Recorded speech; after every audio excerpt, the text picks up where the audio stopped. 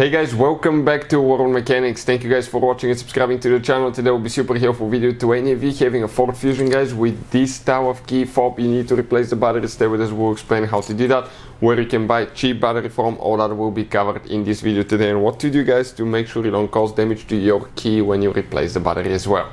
Before we start, let me just tell you a little bit about us. Every single car we get here at the garage, we try to make at least 200 to 300 free repair videos. Why? Because our mission as a shop is to save you as much money as we can. All we need, guys, in return, please subscribe to the channel, like the video, that way we can keep making these absolutely free videos.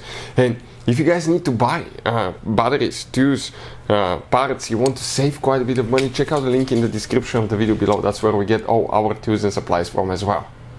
So this is the key, guys. Okay, on Ford Fusion, okay, the one with the keyless entry, you have that key. Now it's the same as on Ford Mustang. Okay, the only difference on the Mustang will be the logo on the back, but practically it will be the same, with the same frequencies, the same board, the same battery.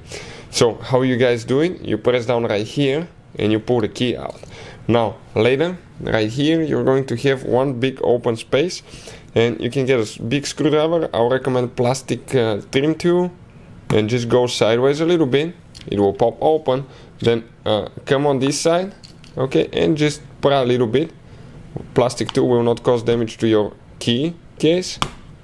It opens and it comes out. Check it out. Now on the inside, that's where the battery is located, guys. How do you remove it? There is one little bitty hole right here. Get a small screwdriver, but don't push in because the circuit board is underneath, and pop the battery out. You get the new battery, okay, this one, and it just goes in an angle on this side first. Press down, make sure it's locked in place. Later, all you have to do, align everything. I recommend here to clean the rubber seal, make sure that it doesn't have dust and dirt. Now align, make sure it starts going in. Press in, and I press the button. And now all we have to do, push the key. Hopefully the video will be helpful. Thank you for watching and see you next time.